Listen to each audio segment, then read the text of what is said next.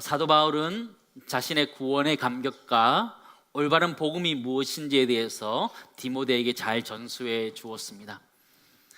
그 잘 전수받은 것들을 디모데는 이제 에베소 교회에 또 에베소 지역에 그것을 잘 전수해야 되는 책임이 그에게 있었습니다.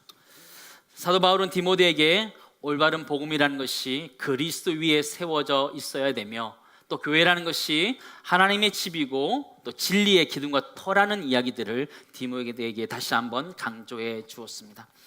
오늘 본문 말씀을 보시면 사도 바울은 디모데에게 크게 두 가지를 강조해 주고 있습니다. 첫 번째가 무엇이냐면 거짓 가르침들을 드러내라 이렇게 이야기하고 있는 부분이고요. 두 번째는 진리를 밝히는 일을 해라. 이 두 가지를 사도 바울은 디모데에게 강조하고 있습니다. 교회의 역할이 무엇이냐면 거짓 가르침들을 드러내는 일도 해야 되고 진리를 밝히 드러내는 일들을 해야 되는데 그것이 바로 디모데의 역할이었고 에베소 교회의 역할이기도 했습니다. 오늘 본문 말씀 보시면 사도 바울의 두 가지 관심이 있었는데 상반되는 두 교사에 대한 이야기였습니다. 여기서 말하는 교사라는 것은 주일학교 교사를 이야기하는 것이 아니고요, 리더들을 이야기하는 것이었습니다. 거짓 복음들을 전했던 외부에 있는 그런 거짓 교사들을 이야기하는 것이었습니다.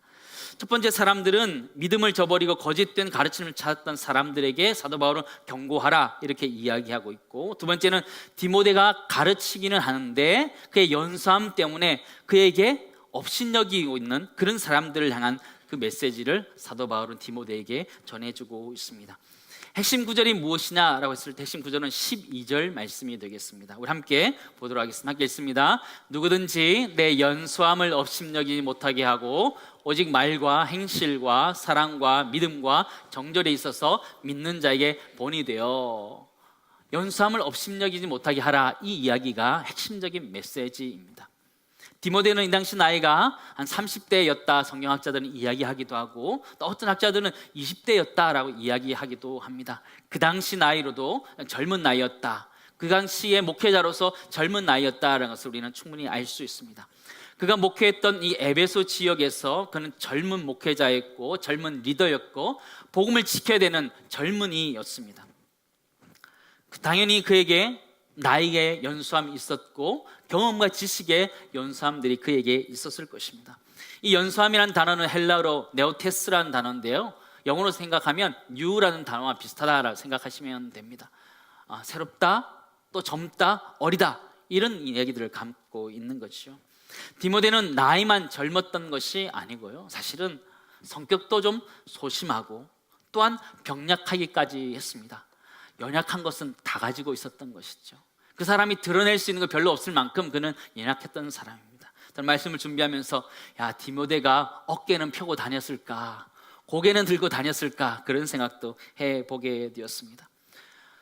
사도 바울은 디모데를 볼 때 그가 주변에서 업신여김 당할 수 있다는 걸 보고 두 교사들에 대해서 조심하라는 이야기들을 하게 됩니다. 첫 번째는 외부에 있는 거짓 복음을 가르쳤던 그런 교사에 대한 것이고, 두 번째는 교회 안에 있었던 거만한 교사들에 대한 그 얘기를 지금 해주고 있는 것입니다.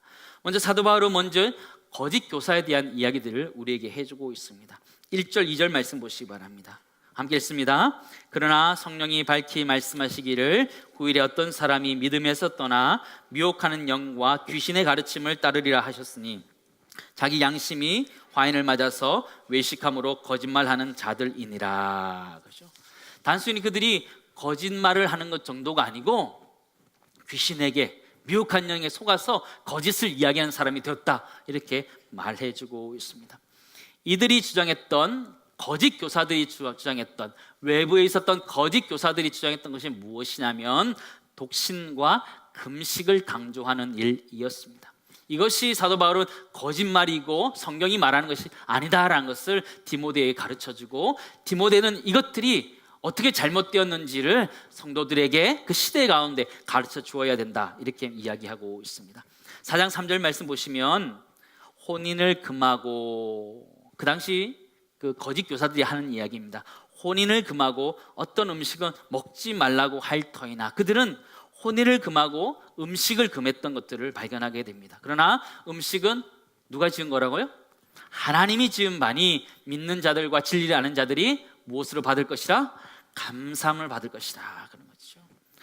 거짓된 복음을 가르치던 교사들은 성욕과 식욕을 아주 부정한 욕구로 보게 되었습니다. 그래서 몸 자체를 굉장히 불편한 방해물로 여기면서 우리가 거룩을 이루어가는 데 있어서 절제라는 것이 가장 탁월한 방법이다라고 생각하고 그들은 결혼을 금지하고 먹는 것들을 금지하기 시작했습니다.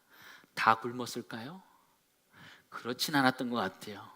살아 있었던 거 보니까 다 굶지는 않았던 것 같아요. 그러니까 그 당시 어떻게 굶었느냐, 고기를 끊었던 거예요. 고기를 끊고 채소를 먹으면서 그렇게 연명하면서 주장을 했었는데, 특별히 SNF파가 그런 일들을 했습니다. 이 SNF파는 쿰난 공동체다 이렇게 표현하기도 하는데요, 쿰난이라는 동굴에서 있었기 때문에 쿰난 공동체다 이런 이야기도 합니다. 그들은 금욕 생활을 유지하기 위해서 사람들로부터 떨어져서 광야 가운데, 동굴 가운데 숨어서 지내면서 그들은 지내게 되었습니다. 사진을 잠깐 보여주시죠. 저런 동굴에서 있으면서 금욕하고 사람들과 격리되고 있었습니다. 참 감사는 그래도 그곳에서 가장 사본 중에서, 성경의 사본 중에서 가장 오래됐던 사회 사본이 저기서 발견되기도 했던 곳입니다. 요세푸스라는 사람은 이 SNF파에 대해서 이렇게 설명해 주고 있습니다. 유대 전쟁사에서 이렇게 설명해 주고 있는데요, 쾌락을 악으로 여겨 거부하고 또 극기를 덕으로 여겨 존중하면서 결혼을 소홀히 했다. 요세푸스는 그렇게 설명해 주고 있습니다. 그래서 독신을 결혼보다 훨씬 더 고상하고 거룩한 것이다 이렇게 표현해 주고 있습니다. 저는 이 글을 읽다가 그런 생각을 해보게 되었습니다. 한 가지 궁금한 게 있었는데, 결혼을 이상한 것으로 여긴다면 이 사람은 어떻게 태어났을까 하는 것이었습니다. 이 사람은 어떻게 태어났죠? 하늘에서 이렇게 뚝 떨어졌나요? 부모님의 결혼을 통해서 자연스럽게 태어난 자기의 모습을 거부하는 그런 모습을 보이고 있는 것을 우리는 발견하게 됩니다. 결혼이라는 자연스러운 제도, 하나님이 정하신 제도를 거부하고 독신을 강조하면서 그들은 경건을 이야기하고 있었습니다. 잘못된 가르침이었지요. 또한 금식을 이야기하면서 하나님이 주신 음식에 대해서 거부하는, 하나님의 말씀들을 거부하는 다른 형태로 나타나고 있음을 우리는 발견하게 됩니다. 하나님이 만드시고 하나님이 지은 것들을 감사함으로 받으면 결혼과 음식들을 다 받을 수 있음에도 불구하고 받지 않고 자기가 경건하겠다라는 생각을 가지고 그런 것들을 절제하면서 했던 모습들을 발견하게 됩니다. 그 당시 그런 사람들이 많이 있었고 그런 것들이 여러 사람들에게 어필하는 시대였습니다. 그러나 그것은 성경적인 가르침이 아니다라고 사도 바울은 강력하게 디모데가 가르쳐야 된다, 그런 이야기들을 하고 있었습니다. 4절 5절 말씀 보시기 바랍니다. 하나님께서 지으신 모든 것이 선함에 감사함으로 받으면 버릴 것이 없나니 하나님의 말씀과 기도로 어떻게 진다고요? 거룩하여진다고. 음식으로 내가 거룩해지는 것이 아니라, 내가 절제함으로 거룩해지는 것이 아니고, 독신으로 내가 거룩해지는 것이 아니고 하나님의 말씀과 기도로 거룩해지는 줄 믿습니다. 우리가 거룩해질 수 있는 경건이라는 것은 말씀과 기도에 있다는 것을 잊지 않고 우리가 말씀과 기도의 영성들을 가지고 살아갈 수 있는 우리 모두가 될 수 있기를 간절히 소망합니다. 사도 바울은 경건의 훈련이 중요하다는 것을 그들에게 다시 한번 가르쳐주고 있습니다. 8절 말씀 보시기 바랍니다. 육체의 연단은 약간의 유익이 있으나 경건은 범사에 유익하니 금생과 내생의 약속이 있느니라. 우리 육체적으로 육신의 건강을 위해서 음식을 조절하고 또 운동을 하고 등산하고 다이어트하는 것이 중요하지만 우리 그리스도인에게 있어서 가장 중요한 것이 무엇이냐면 경건 운동이 가장 중요하다는 거예요. 하나님의 말씀을 읽고 기도하는 것, 또 내가 아이들을 가르치고 섬기는 것, 봉사하는 것, 그것이 가장 중요한 경건의 운동이다라는 것을 사도 바울은 우리에게 이야기해 주고 있습니다. 5월이 되었는데요, 우리 가정들을 올바로 세워가고 우리 교회를 올바로 세워가기 위해서 우리는 경건의 운동에 힘쓸 수 있기를 간절히 소망합니다. 다시 한번 하나님 말씀을 묵상하고 기도하고 기도의 자리에 나아가고 또 큐티하면서 하나님 말씀 안에서 거룩해질 수 있는 우리 공동체 되기를 간절히 소망합니다. 사도 바울은 두 번째 교회 안에 있었던 좀 거만했던 이런 지도자들에 대해서 이야기하고 있습니다. 디모데는 그들로부터 업신여김을 받았던 것 같습니다. 그런데 이 업신여김에 대해서 사도 바울은 거만한 그들에 대해서 이야기하지 않고 디모데가 어떻게 해야 된다는 것을 이야기하고 있음을 우리가 주목할 필요가 있습니다. 이 디모데의 연수함들을 극복하기 위해서 5가지가 기록되어져 있는데요, 12절부터 16절까지 기록되어져 있습니다. 조금 길지만 우리 같이 읽도록 하겠습니다. 같이 읽겠습니다. 누구든지 내 연수함을 업신여기지 못하게 하고 오직 말과 행실과 사랑과 믿음과 정절에 있어서 믿는 자에게 본이 되어 내가 이럴 때까지 잃는 것과 권하는 것과 가르치는 것에 전념하라. 내 속에 있는 은사 곧 장로의 회에서 안수받을 때에 예언을 통하여 받은 것을 가볍게 여기지 말며 이 모든 일에 전심전력하여 너의 성숙함을 모든 사람에게 나타나게 하라.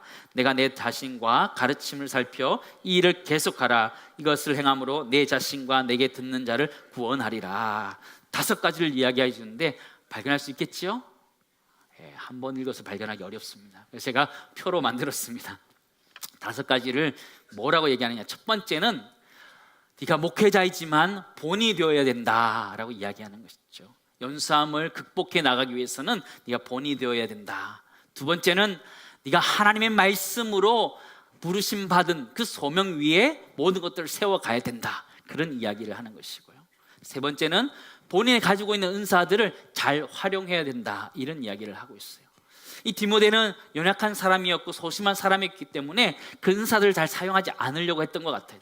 그래서 사도 바울은 그것들을, 은사들을 활용하라 이런 이야기를 해주고 있고요. 네 번째는 전심전력하라라고 표현하면서 최선을 다하는 삶을 살라 이야기하고, 5번째는 계속해서 그 일들을 해 나가라 그렇게 이야기해 주는 거죠. 그러면서 네가 연수함들을 극복해 가면서 성숙해져 가라 이런 이야기를 하고 있는 것이죠. 우리 모두가 이런 연수함들을 극복해 갈 수 있기를 간절히 소망합니다.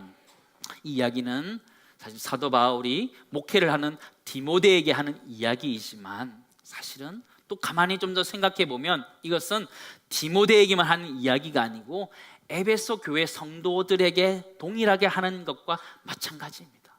왜냐하면 이 디모데가 살았고 에베소 교인들이 살았던 그 시대 자체가 골리앗의 시대와 같은 시대였기 때문입니다. 업신여김을 받을 수 있었던 디모데와 에베소 교인들에게 하는 말씀이기 때문입니다. 저는 에베소 교회가 있었던 시기를 저는 골리앗의 시대다 이렇게 표현해 보고 싶습니다. 왜냐하면 그 당시는 셀수스 도서관과 같은 지식들이 겹겹이 쌓여 있는 지식의 골리앗의 시대였습니다. 또한 헬라 철학들이 그 당시 편만하게 있었던 그 에베소 지역이기 때문에 사상의 골리앗의 시대였습니다. 또한 에세네파와 같이 유대교의 한 지파들이 나와서 율법의 골리앗의 시대를 이루고 가던 그런 시대였고요. 또 영지주의자들이 나타서 거룩 가르침들을 가르쳤던 그런 골리앗의 시대이기도 했습니다. 여러 가지 세상적인 세속적인 사상과 철학들이 침범하면서 에베소 교회를 위협하고 그들에게 위축들게 하고 그들을 공격했던 것을 우리는 발견하게 됩니다. 그 시대는 골리앗의 시대였고 디모데와 에베소 교인들을 업신여기는 그런 시대였습니다. 지금의 시대와 다르지 않다는 생각을 하게 됩니다. 우리는 다윗과 골리앗의 이야기를 들으면 주일학교 아이들이 들어야 되는 이야기다라고 생각하는데 그렇지 않습니다. 우리는 다윗과 골리앗의 이야기를 들으면 굉장히 흥미진진하게 이야기를 듣습니다. 왜 그렇죠? 물맷돌 하나를 가지고 골리앗을 이긴 이야기이기 때문에, 극적인 반전이 있기 때문에 좋아합니다. 그러나 우리가 한 가지 놓치고 있는 것이 있는데 그것이 무엇이냐면 다윗은 준비된 것이 없었다라는 것이에요. 골리앗은 다 준비되어 있었고 다윗은 준비된 게 없었다라는 거예요. 당연히 골리앗이 다윗을 업신여길 수밖에 없었다라는 것을 우리는 알 필요가 있습니다. 42절 사무엘상 17장 42절 말씀 보시기 바랍니다. 같이 읽습니다. 그 블레셋 사람이 둘러보다가 다윗을 보고 업신여기니 이는 그가 젊고 붉고 용모가 아름다움이라. 골리앗이 다윗을 보니까 어땠다 그래요? 보니까 업신여겼는데 보니까 젊고 붉었다. 아직 애더라는 거죠. 아직 애더라는 거죠. 쉬운 말로 다윗은 전쟁이 나가기에 부적합한 사람이었다는 것을 성경은 우리들에게 기록해 주고 있습니다.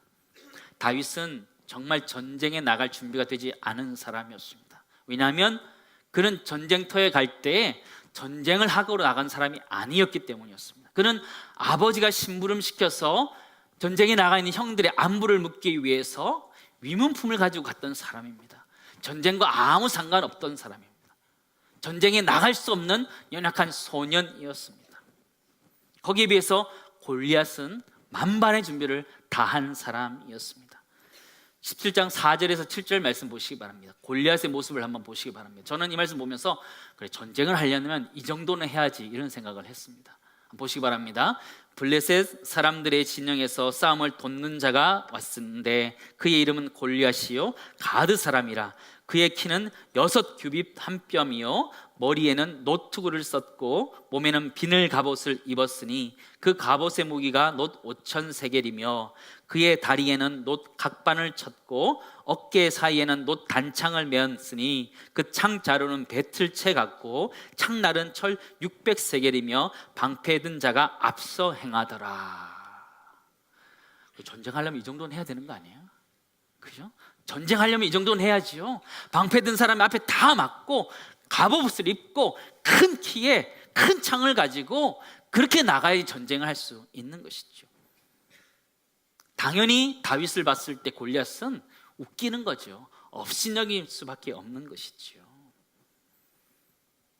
더 재밌는 것은요, 사울 왕도 다윗을 업신여겼다라는 거예요. 사울의 갑옷이 다윗을 거부합니다. 입었는데 맞지가 않는 거예요. 움직이기가 너무 불편한 거예요. 다 벗어버리고 가지요. 17장 33절 말씀 보시기 바랍니다. 사울이 다윗에게 이르되 내가 가서 저 블레셋 사람과 싸울 수 뭐라고요? 없으리니 너는 소년이요 그는 어려서부터 용사임이라. 사울이 딱 보니까 이미 전쟁은 끝난 거예요.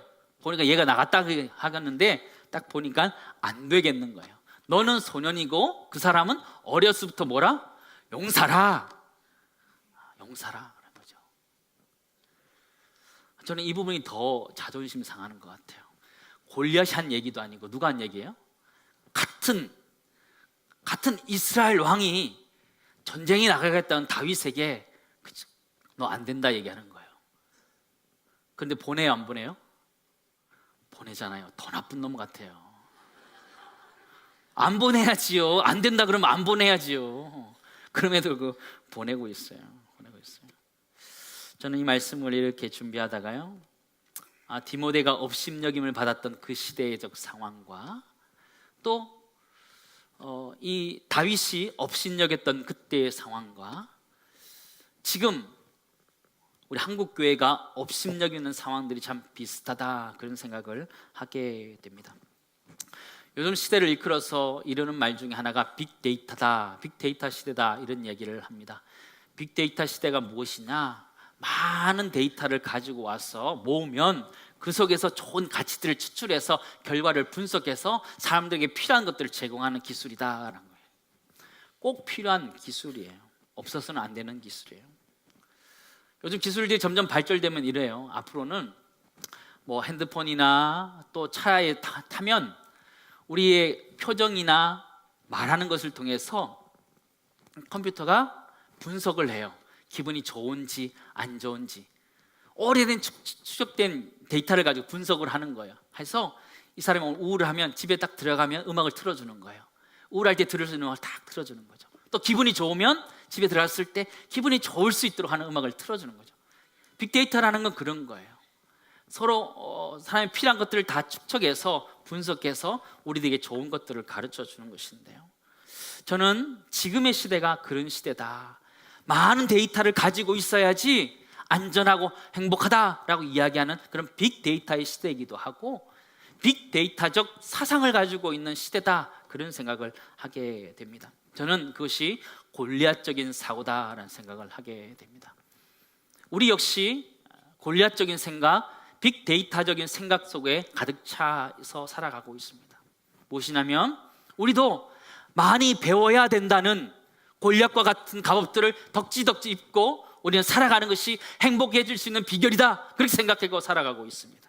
또한 수많은 경험을 하면 좋다라고 생각하면서 수많은 경험들을 내 인생 가운데 덕지덕지 이렇게 갑옷으로 붙이고 있습니다. 또 마음대로 할 수 있는 것, 꿈을 향해서 마음대로 할 수 있는 것들을 나의 삶 가운데 덕지덕지 이렇게 붙여가고 있습니다.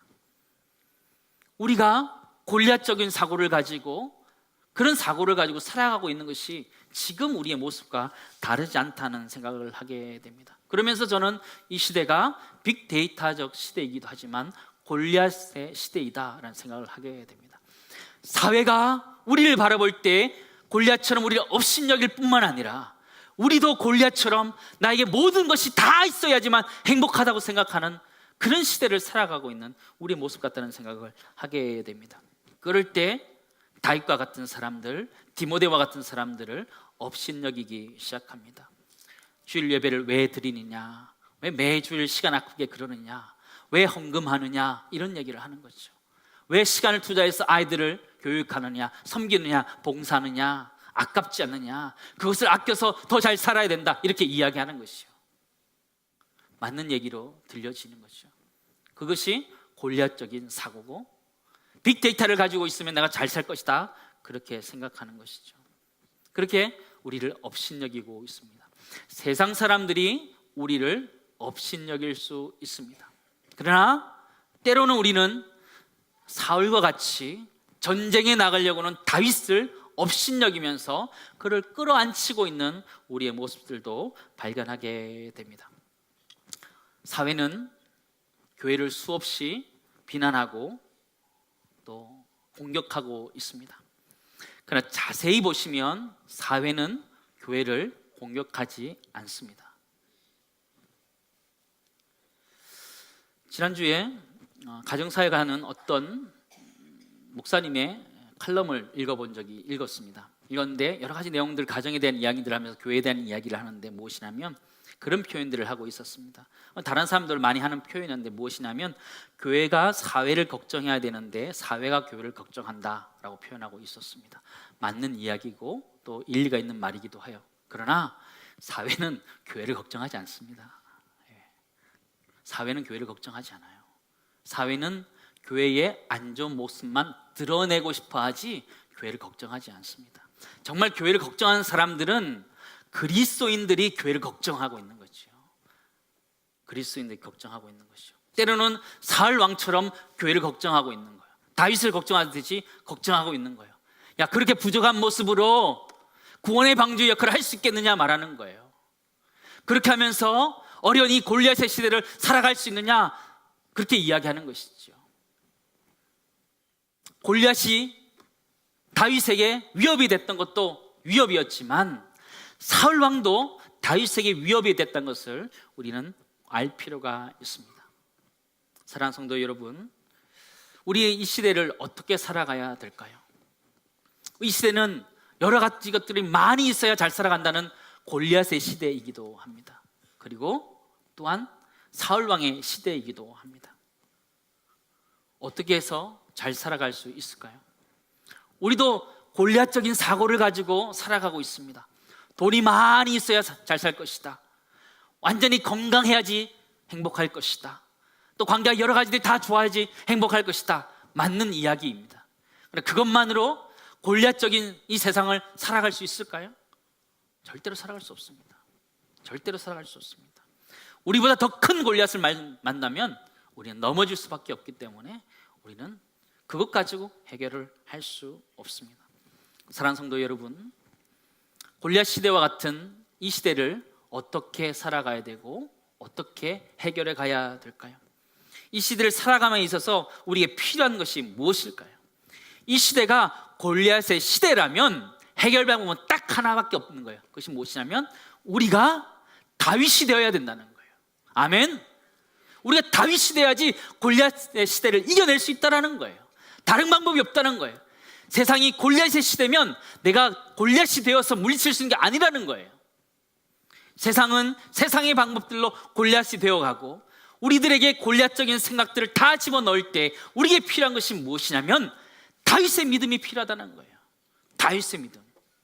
때로는 골리앗이 다윗을 업신여기는 같은 그런 수치를 당하는 것이 있지만 다윗에게는 믿는 것 한 가지가 있었던 것이에요. 그것이 우리에게 필요한 것이에요. 누가복음 18장 8절 말씀 보시면 이 마지막 때에 믿음을 보겠느냐, 마지막 때에 골리앗의 시대를 살아가는 우리들에게 필요한 것이 있다면 믿음인 줄 믿습니다. 다윗에게는 그 믿음이 있었던 것이죠. 다윗은 골리앗 앞에서 믿음으로 전진해 갑니다. 사무엘상 17장 45절에서 47절까지 말씀 우리 같이 읽도록 하겠습니다. 같이 읽습니다. 다윗이 블레셋 사람에게 이르되 나는 만군의 여호와의 이름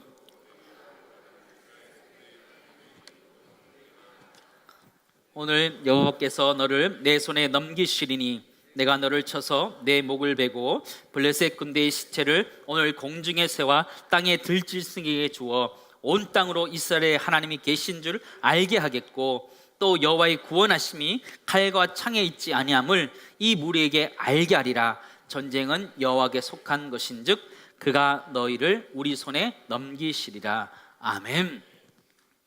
여러 가지 면에서 다윗은 업신여김을 받을 수밖에 없고 연소함을 가진 사람이었습니다. 그러나 그에게 있는 것 한 가지가 있었다면 만군의 여호와 그분이 자신과 함께 하신다는 그 믿음이 그를 일으켜 세웠던 것을 우리는 기억하게 됩니다. 디모데도 마찬가지였습니다. 디모데는 나이도 젊고 경험도 적고 몸도 연약하고 또 성격도 소심한 사람이었지만 그 에베소 지역을 목회할 수 있었고 그 시대를 변화시킬 수 있었던 원인이 무엇이냐면 그가 말씀의 권위를 가지고 있었기 때문에 하나님이 그를 세웠다는 그 말씀의 권위를 가지고 있었기 때문에 그 일을 감당할 수 있었다면 이 시대를 살아가는 우리 모두가 하나님이 우리를 부르셨다는 분명한 소명을 가지고 살아갈 수 있기를 주의 이름으로 축원합니다. 하나님이 우리를 부르셨다면 하나님 우리 인생을 책임지시고 이끌어 가실 줄 믿습니다.